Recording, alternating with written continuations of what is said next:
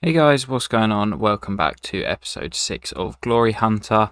Today we start off the episode by looking at our fixtures for December, where you can see we have some tough trips in the league against Sevilla, Real Madrid and also Valencia, where we're aiming to be top of the league by the end of the calendar year. We also play out our final Champions League game at the Bay Arena, and we know at this stage that the best finish we can achieve is third place, which would of course take us into the Europa League. And I did want to just briefly sort of touch on that at the beginning of this episode. Obviously, we've been doing well in the league so far, whereas we've been struggling in the Champions League. And I'll be honest, I kind of like it. It adds a nice dynamic. Obviously, the aim of the series is to win everything in all of the top 5 leagues and Europe and all of that nonsense that you already know. But obviously, we don't want to win the Champions League straight away. It may mean that there's not so much excitement in the later series. Obviously, as I've said before, I'm assuming we'll be playing in Europe in pretty much every single season. So it's not that I don't want to win it straight away. It's more that I'm not too worried about winning it. I'd rather focus on the league and especially the cup as well. I don't mind if we have to do another season in Spain to try and complete the league. But I'd love to try and get that cup ticked off because, it's one game and you can be knocked out. But going back to the European football, obviously, it looks as if we're going to be dropping down into the Europa League. And I kind of like it. We started off in the Champions League. We've been grouped. It looks as if we're going to be dropping down into the Europa League, and I kind of like it. Obviously, we're going to have to go through the preliminary round as well in the Europa League, so that adds another different dynamic, and I think it's going to make it quite exciting. Obviously, we're going to have a lot of knockout football between now and the end of the season with all of those European knockout games, and obviously all of those are so important because you can't afford to lose any of them. They're such important games. Obviously, you don't want to get knocked out. If you're knocked out, then, that's it for a whole season. We've got to wait until next year to give it another go in those European competitions. And like I say, as much as I don't necessarily want to manage the top sides in every single nation, like I don't want to go to France and play as PSG, I don't want to go to Germany and be Bayern Munich, etc., etc. Obviously, we'd like to try and take on some smaller teams and try and topple those giants. I'm not saying that we won't use any of them. It also depends kind of what jobs are available when we're looking to move and all that sort of stuff. But it'd be nice to use some of the smaller teams and sort of try and dethrone those giants like Bayern Munich and Juventus. Not so much because they've sort of dropped off over the last few years, but obviously they won like 10 Serie A's in a row, and PSG over the last few years as well. But I'd imagine we'd be playing in the Champions League in most of those teams.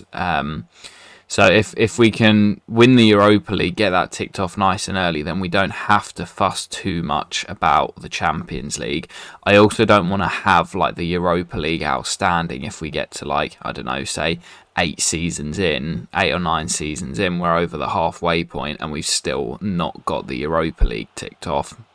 So kind of an interesting dynamic. Obviously, normally in career mode, you just want to win everything that you can. And, you'd maybe then look at ending a save if you've kind of won everything that you feel you can. But with us, like, we just move on to the next club. We win those next trophies, and there's no rest. We grind.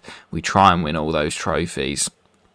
And it'll be interesting to see how we do. But anyway, going into the first game of today's episode, as you will have seen in the background, we faced Sevilla at home. And I believe going into the game, they were in the top 4 possibly, inside those European places. But it was a pretty comfortable 3-0 victory in the end. Jose Maria Jimenez opened the scoring with a fantastic header from a corner.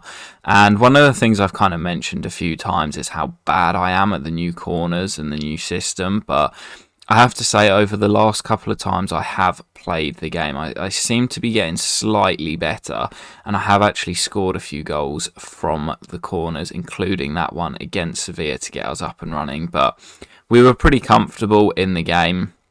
João Felix added a fantastic second before Thomas Lemar, who hasn't scored a huge amount of goals this season, wrapped up the win with a third.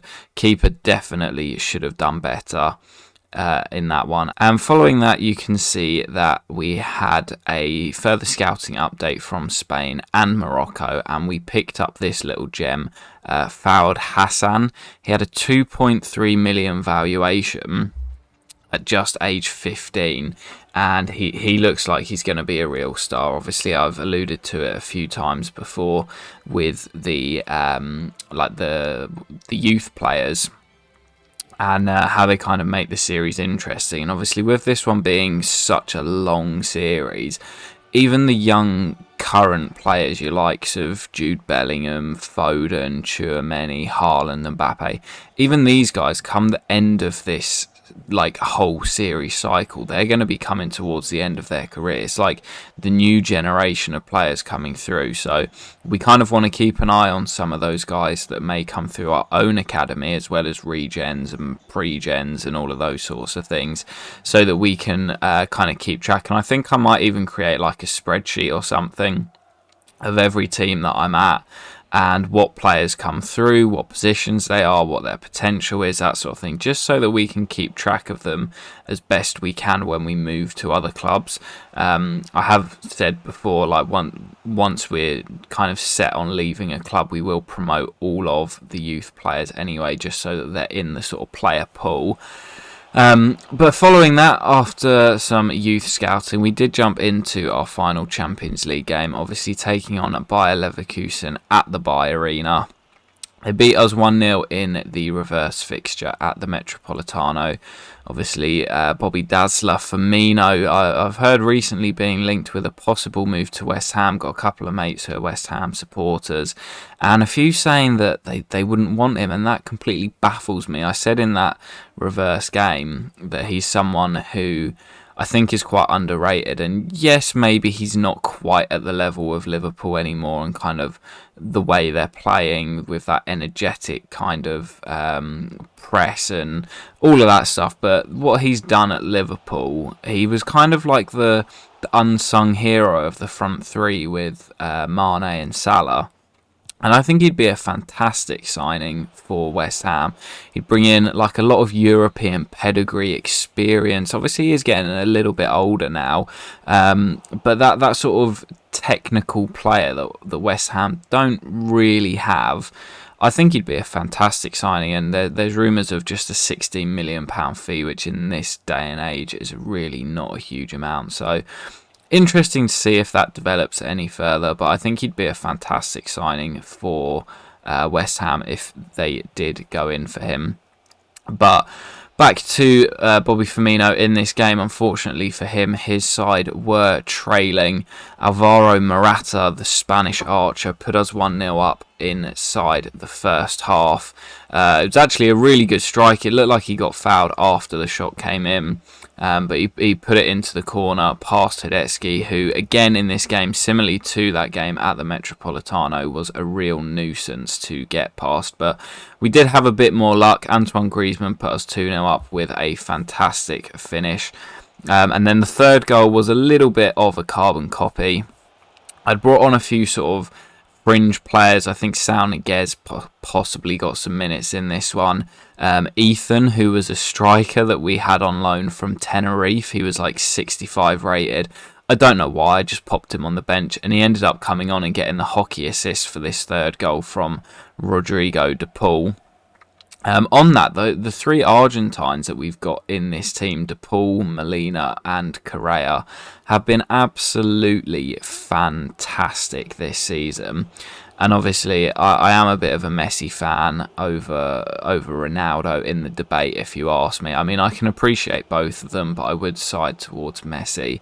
And I was having a chat with one of my friends the other day about the World Cup, and obviously Messi lifted the trophy, which was kind of the one main trophy that he hadn't won. And we were kind of talking about Argentina's side and saying, like, it's not a complete, like, elite side. If you took Messi out of that, they probably would have been grouped at the World Cup. Obviously, they lost their opening game with him, so you'd assume they would have lost without. And we were saying, like, Messi's such an underrated leader. Like, okay, he doesn't scream and shout at his teammates, but, like, that pick-me-up he will have had in the dressing room. And obviously to go all the way and win it, such a fantastic achievement. And for those players like De Paul and Molina, who were kind of on the fringes a little bit, De Paul was pretty awful in the first few games, and he sort of turned it around, and he was brilliant in the final. And Molina as well was really important down that right-hand side. And it's been fun to use them in this career. But obviously, Champions League, you saw we did finish third place in the group.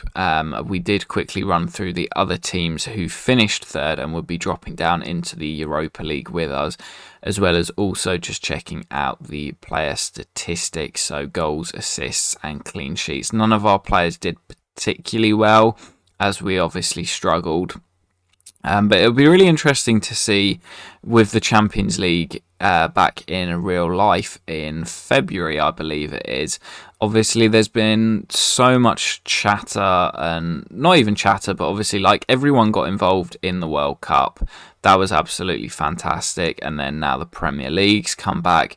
The Champions League has gone a little bit quiet. We'll be back in February, and I'm really interested to see who goes on to win it. There's some great ties, obviously PSG against Bayern, and a repeat of last year's final, Real against Liverpool.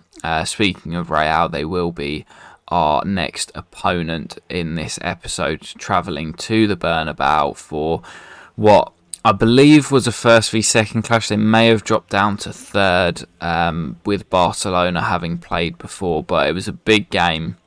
And you would have also seen in the background, sorry, I've kind of been rambling over the gameplay.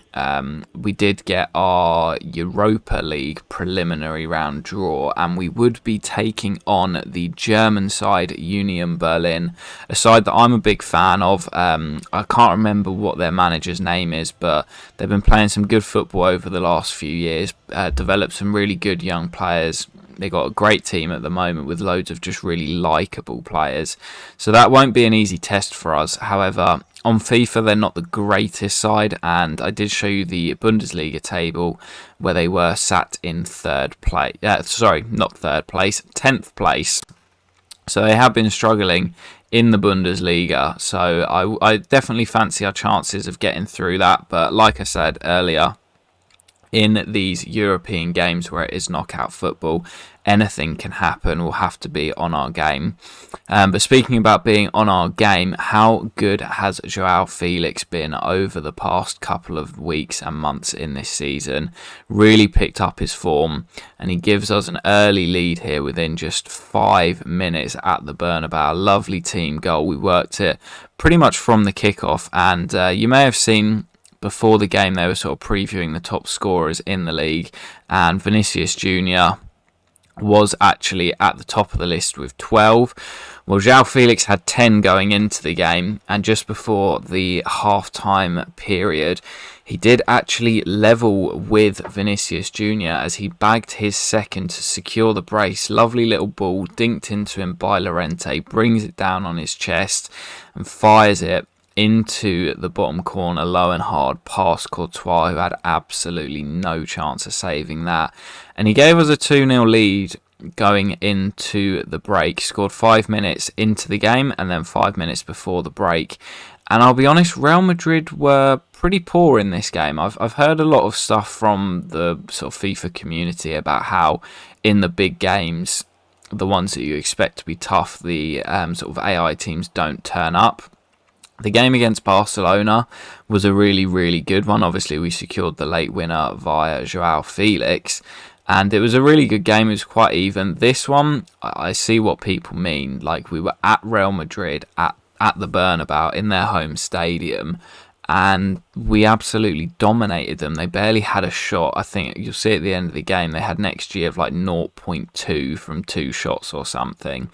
And it's frustrating because I'm trying to keep this save as realistic as possible, but when the gameplay is like this, when it's just it shouldn't be this easy to play against one of the best teams in the world on their own ground. This was the best chance they had during the game, a header from a corner. And, you know, before this, I think they'd possibly lost like one game in the league. We're obviously still unbeaten at the moment, but you'd expect a much, much tougher game. And saying that now, they'll probably come back and beat us to the league. But yeah, 0.1 XG from 2 shots. We only had 5 attempts, but created really good chances with high XG. I am quite an avid believer in the XG stat. You know, you could have 25 shots in a game, but if they're all from the halfway line, then your XG is going to be minimal. We only had 5 shots, but we created really good chances. And yeah, like I say, it was a little bit frustrating to actually be so easy. We do want this to be a challenge.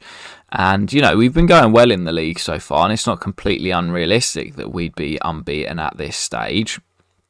But that game against Real Madrid just felt it was a bit of a shame. Obviously, we're the top scorers in the league, and we have the best defence, as you see the league table just here. But after the game, we did get an email saying that we're at risk of losing a player. It's one of our youngsters who I'm not particularly fussed about, so happy for him to leave on a free. We're not going to renew his contract. We have the money to, but I'd just rather get rid of him. We've seen with the 2 other young players, Mini and Lama, how difficult it can be to get rid of those players.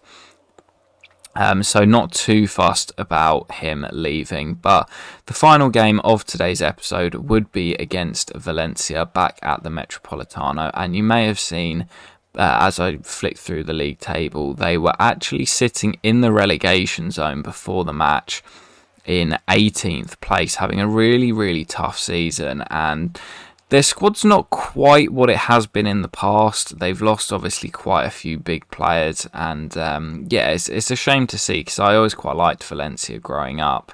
Obviously, when I was a kid, that's where David Silva came from when he came to City. And, I mean, he was just such a great player when he moved over to England. So, shame to see that they're struggling. But 10 minutes into the game, they weren't struggling that much. Hugo gave them a 1-0 lead, and it came from some pretty poor defending from Hermoso. Wins the first interception, but then gets done by a little bit of skill and a turn, and Hugo fires the ball into the back of Jan Oblak's goal. But we've really been missing Pau Torres, I will be honest, since Hermoso's come in. He's done a decent job, especially in the games where you'd kind of expect us to win, but he's definitely been tested a lot more than Pau Torres was, and he's definitely found it a little bit harder. A lot of the goals that we've conceded kind of come down that left-hand side rather than on the right-hand side where we've got Jimenez. But hopefully Pau Torres will be back soon. I think he's still got a little while left of his injury. I think possibly like a month or so. But it didn't take us too long to get back into the game. It was that man again, Joao Felix. He just cannot stop scoring at the moment. Took him to the top scorer in the league and levelled the scores up at 1-1. But following that, just before half-time, they came forward down their right-hand side, but it was some good defending by Sergio Reguilon. And as we played the ball forward, Llorente had so much time and space to run into. Tried to chip the ball out to the left to Carrasco, who got a little bit lucky as he tried to come inside. But once he did get inside, it completely opened up, and he rolled it into the little Portuguese wizard once again, Joao Felix. All the time in the world on the penalty spot to pick out the corner and smash it past the keeper for what I think was now his 14th goal of the season. Obviously, as I say, went into that Real Madrid game with 10 and has now scored 2 in his last 2. Joao Felix, just before half-time, did give us the lead. And we're still obviously unbeaten at the moment. So we're going really well in the league and domestically. Obviously, as I've said with the Champions League or the European football, as much as I would love to win it, the league and probably the Copa del Rey actually is my priority at the moment. We can afford to lose a few games in the league and still be top and still have a great chance of winning it. Obviously, the Copa del Rey, if we lose a game, then we're out. So looking forward to that competition starting. I believe in the next episode you will see the first game, which will be the last 32 in the Copa del Rey. Hopefully a trophy that we can win and light up in the trophy room this season. But following the game, obviously we held out for the 2-1 victory. João Felix's 2 goals helping us to another win. And I mean, he's just been absolutely fantastic this season. Obviously struggling in real life for some form at the moment, struggling to get in the Atletico Madrid side, murmurs of a possible loan move to England. So it would be interesting to see if any developments do occur during the January window. But you can see just before the halfway mark, we've got one more game to go until we hit 19 and the halfway stage. And we have got 15 wins, 3 draws and no losses. Barcelona also unbeaten at the moment, but we do have 4-point lead on them at the moment, slightly better goal difference. So everything's looking up at the moment. I am looking forward to cracking on towards the end of the season, and I hope you will stick with me for it. But I hope to catch you soon, guys, and peace.